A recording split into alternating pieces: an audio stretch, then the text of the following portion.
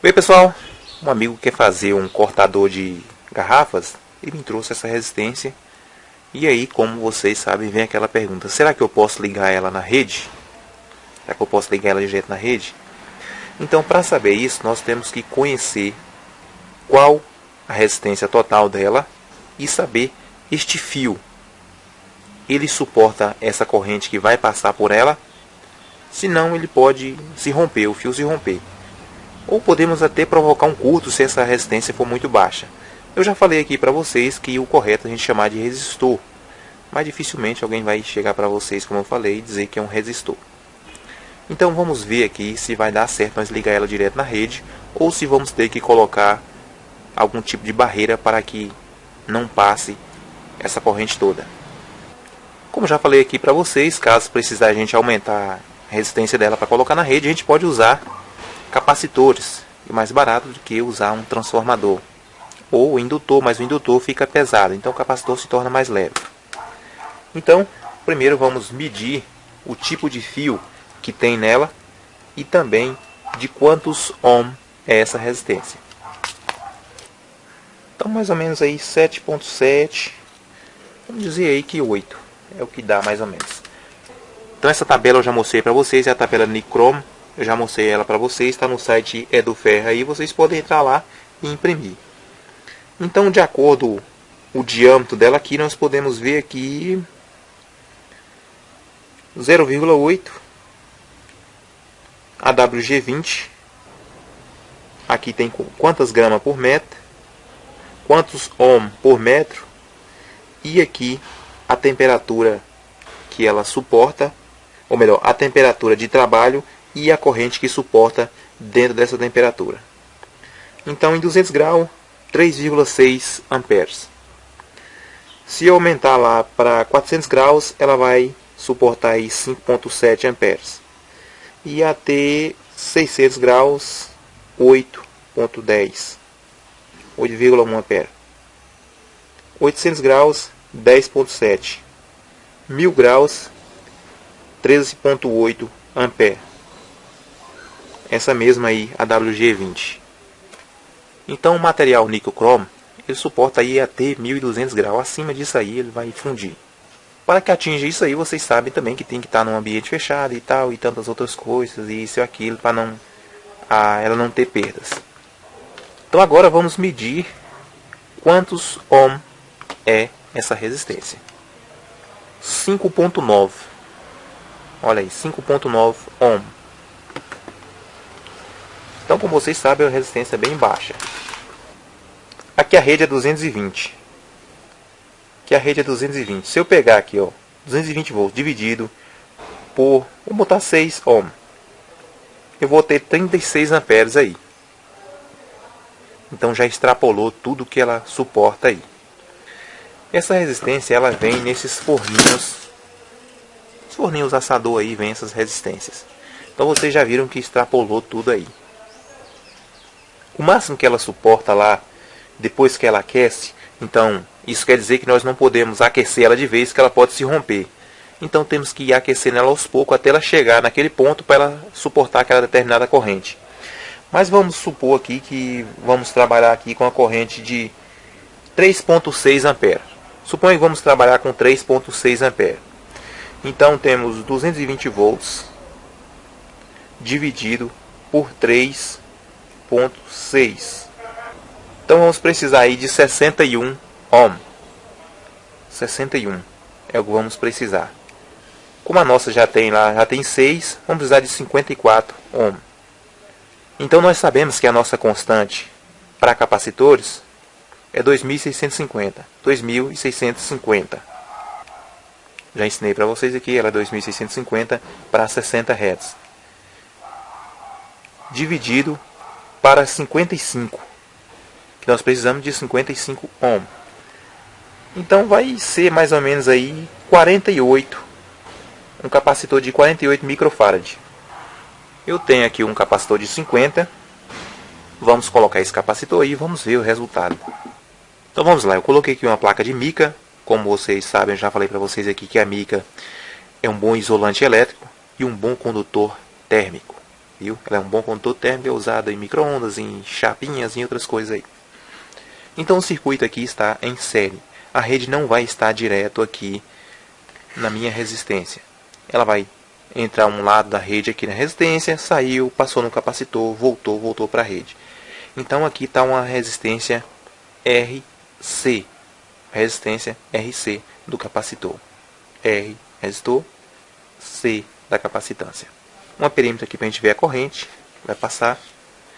E depois nós vamos medir a tensão entre os pontos aí. Então olha aí, 3.5 amperes. Aproximou bem daquilo que a gente queria. Eu vou colocar aqui um pouquinho de algodão aqui em cima, olha. Pra gente ver, só para ter uma noção aqui de aquecimento. Com essa corrente ela não vai envermelhar. Mas se ela atingir mais de 200 graus, ela começa a queimar o algodão. Vocês sabem que o algodão ele suporta aí até uns 200 graus aí sem queimar. Sem tostar.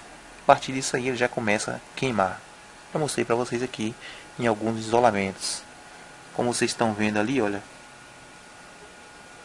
Começou a fumaçar e deixar ele dourado lá. Então começou a queimar. Então ela passou de 200 graus. Não tem um medidor de temperatura aqui. Quando a gente for fazer a experiência para ele, ele vai trazer a temperatura. Vai trazer o medidor de temperatura. E se a gente ver aqui, olha. Olha, 220 vezes 3.4 é igual 748 watts.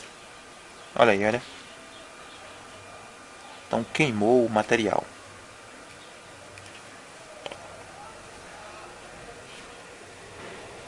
A corrente aí continua a mesma coisa. Então para vocês verem que com o tempo ela foi atingindo a temperatura até passou daquilo ali. Agora vamos medir qual a tensão nesses pontos. Então vamos ter dois pontos de tensão diferentes. 3 com a entrada, né? Vamos ter aqui tensão da rede, tensão entre a resistência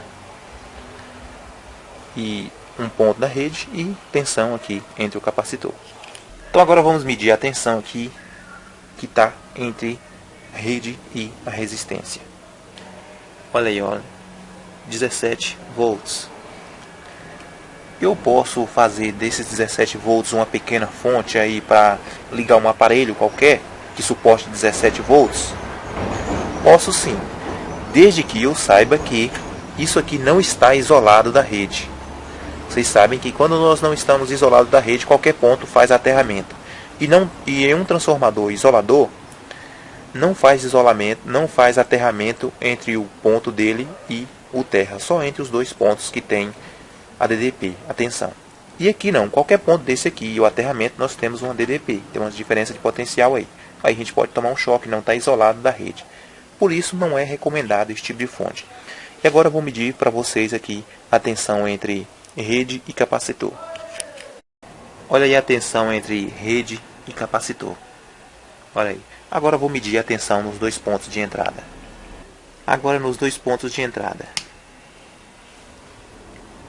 Olha aí, praticamente a mesma tensão que estava lá em rede e capacitor. Por que eu não tive uma queda de tensão aqui? Porque o capacitor se carrega e ele não tem consumo. Ele não tem consumo nenhum para ter essa queda de tensão. Mas como é que eu estava usando um capacitor em um circuito para carregar a bateria e teve uma queda de tensão? Porque teve um consumidor. E nessa resistência que tinha entre a bateria é que vai dar a queda de tensão. Nesse caso aqui deu a queda de tensão justamente pela resistência. Esse circuito aqui, quando eu desligo ele,